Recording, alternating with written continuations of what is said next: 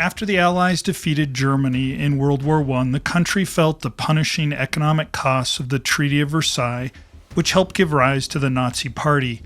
To stoke extreme nationalism, one tactic the country's leaders deployed was stimulating interest in the prehistory of Germany. The Nazis formed the Ahnenerbe organization to be its instrument for Nazi archaeology and archaeological propaganda.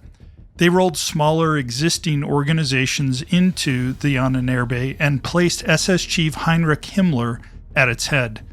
The Ahnenerbe sponsored projects all over the world, from Bolivia to the Middle East, pursuing evidence of German superiority and occult powers that would solidify their ascendant military strength.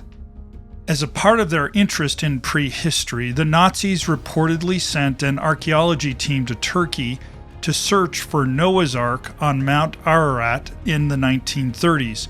The search for Noah's Ark on this mountain was not a random choice. The book of Genesis, chapter 8, verse 4 describes, quote, "The ark rested in the 7th month on the 17th day of the mount up on the mountains of Ararat," end quote. Mount Ararat has been the target for dozens of expeditions seeking Noah's Ark. The first recorded ascent of Ararat for this purpose was led by Frederick Parrott in 1829.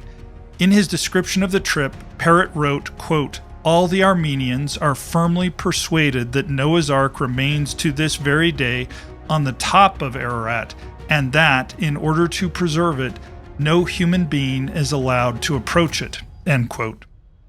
Today, Mount Ararat is known in Turkish as Agri-Dağ, the Mountain of Pain. It is Turkey's highest mountain and positioned on the border with Iran and Armenia. Today's episode isn't about the expeditions to find the Ark. Instead, we're going to talk about something else the Germans supposedly found. When the Germans arrived to start their archaeology work, they heard an odd story from a local Turkish man. He shared a legend about an event that occurred 200 years earlier and kept a secret. He told the Germans about the day a bright metal house fell from the sky. Now I'll pause the story to make an observation, as I love this description of the object. I learned about it from famed Turkish UFO researcher Farah Yurdozu while in Istanbul during my recent My Dark Path research trip. As to be expected, I could find no substantiation other than a few references online. I've even asked a few native speakers to Google references in Turkish, and they've found nothing helpful so far. But even if this story is just that, a story, the description is marvelous. How else would a person in the Turkish countryside in the early 1700s describe a flying saucer, but as a metal house? The Turkish man elaborated to the Germans, recounting that on the day that the bright metal house fell to the earth, it was hot and emitted a continuous whistling sound.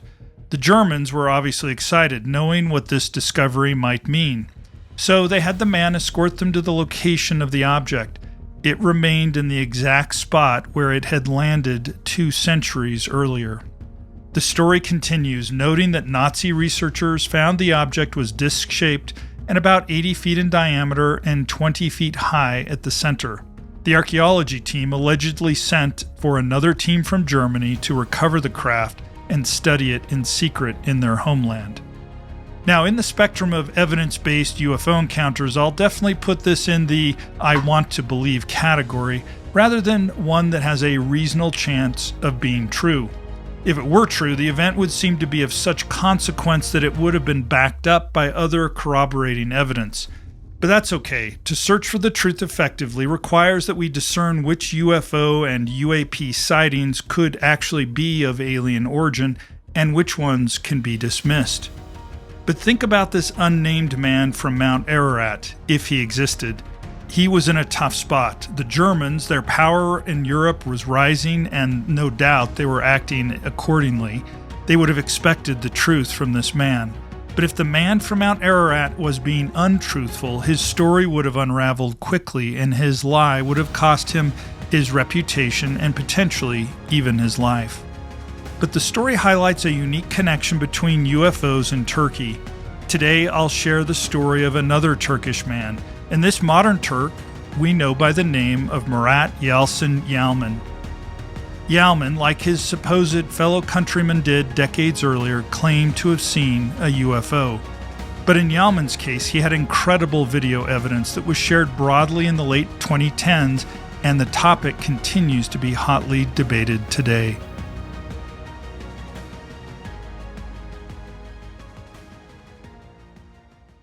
Thank you for watching this episode of My Dark Path.